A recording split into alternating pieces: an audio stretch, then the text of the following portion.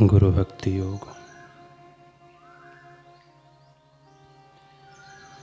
आचार्य की सेवा करते समय चाहे कितना भी दुख आ जाए, उन्हें सह लेने की तैयारी रखना। प्रेम एवं अनुकंपा की साक्षात मूर्ति रूप अपने गुरुदेव के समक्ष अपने दोषों को प्रकट करके इकरार करो। आपके गुरु आपसे जितनी अपेक्षा रखे, उससे भी अधिक सेवा करो। गुरु के सिवा और किसी से प्रगाढ़ संबंध मत रखो। अन्य लोगों से कम हिलो मिलो। गुरु का प्रेम, उनकी दया दृष्टि शिष्य के स्थूल प्रकृति का परिवर्तन करके शुद्धिकरण कर सकती है। आचार्य के कार्यों की निंदा, आलोचना एवं दोष दर्शन छोड़ देना। उनके प्रत्याघातों से सावधान रहना। गुरु की महिमा को पहचान कर उसका अनुभव करो और उनका प्रेम संदेश मनुष्य जाति में फैलाओ। ऐसा करने से गुरु की कृपा आप पर उतरेगी।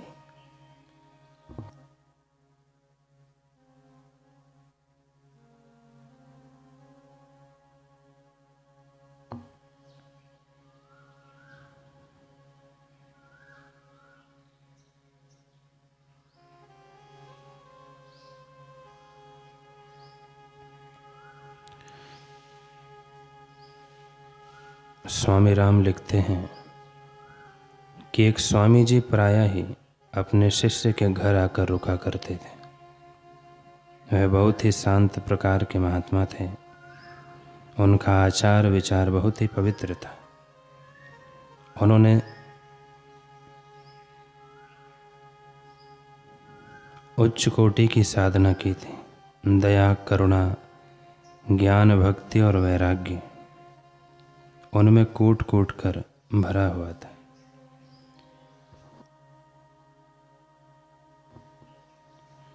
उस शिष्य के परिवार के सभी लोग उन महात्मा जी के, उन संत जी को बड़े प्रेम और सम्मान की दृष्टि से देखा करते थे। स्वामी जी प्रतिदिन सूर्योदय से पहले उठे थे, फिर स्नान आदि से निवृत्त होकर घंटों तक ध्यान में बैठा करते थे।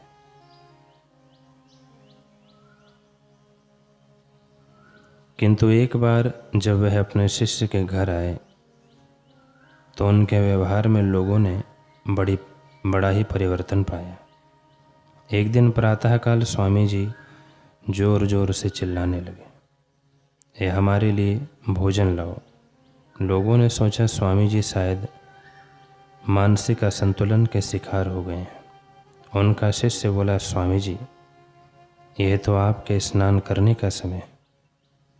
स्वामी जी बोले, अरे पहले तुम मुझे भोजन दे दो, स्नान करता रहूँगा, मुझे बहुत भूख लगी है। पहले स्वामी जी ने भोजन किया, उसके बाद स्नान किया। स्नान के बाद उन्होंने लोटा उठाया और दूर जंगल में जाकर शौच क्रिया से निवृत्त हुए।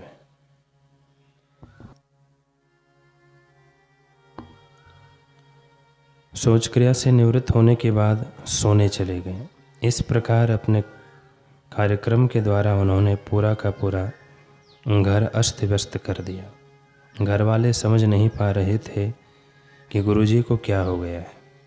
गुरुजी के व्यवहार का विश्लेषण करने के पश्चात उन लोगों ने सोचा कि अब शायद स्वामी जी पागल हो गए हैं। उस शिष्य की पत्नी ने कहा कि अपने गुरुजी बहुत अच्छे हैं, हम लोगों के ऊपर उनकी कितनी कृपा रहा करती थी।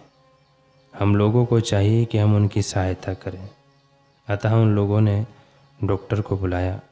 गुरुजी के पास डॉक्टर को ले जाने के पहले उन्होंने डॉक्टर से कहा, कृपया आप हमारे गुरुजी से बातचीत ऐसे करिए ताकि उनको किसी प्रकार की नाराज़गी ना हो। मैं आपसे प्रार्थना करता हूँ कि आप पहले उनसे यह कहिए कि आप उनसे सत्संग सुनने आए हैं। आप स्वामी जी के साथ नम्रता का व्यवहार कीजिएगा। डॉक्टर आया और स्वामी जी के साथ एक शिष्य जैसा व्यवहार करने लगा। डॉक्टर ने कहा, गुरुजी आप कैसे हैं? किंतु स्वामी जी ने उसके प्रश्न का कोई उत्तर नहीं दिया। डॉक्टर ने सोचा कि स्वामी जी उन्माद की स्थिति में है, क्योंकि स्वामी जी बिल्कुल हिलडुल भी नहीं रहे थे।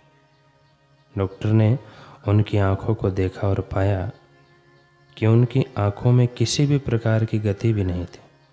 उनकी नाड़ी की गति मंद हो गई थी।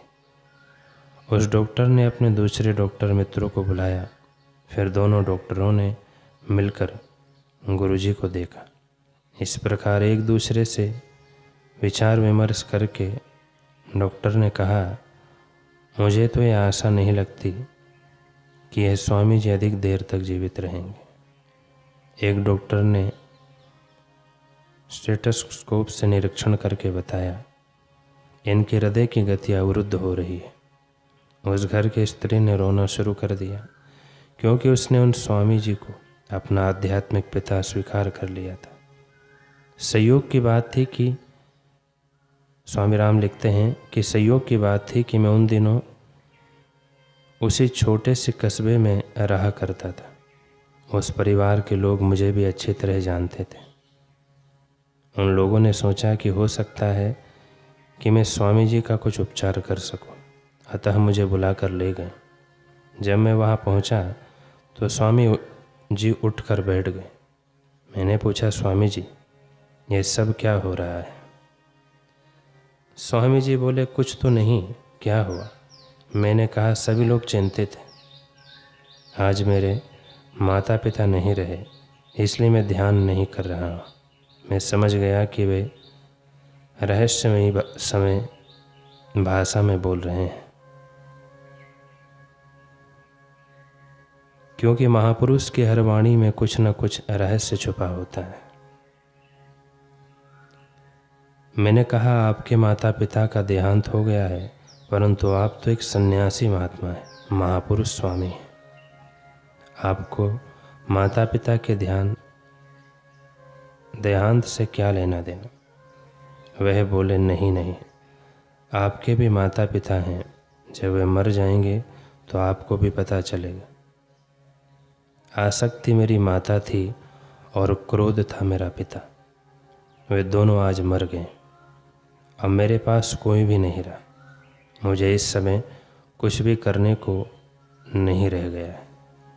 आसक्ति और क्रोध को त्याग दें, फिर ध्यान आपका स्वभाव बन जाता है। फिर आपको ध्यान करने के लिए प्रयास नहीं करना पड़ता। ऐसी स्थिति में आपका संपूर्ण जीवन ही ध्यान में हो जाता है। कैसे करुणावान महापुरुष होते हैं, जो अपनी हर हिलचाल, हर क्रिया और आचरण से शिष्य को उन्नत करते रहते हैं। धन्य धन्य है ऐसे महापुरुष जो शिष्यों के बीच रहकर उनकी उन्नति के लिए सदैव तत्पर रहते हैं।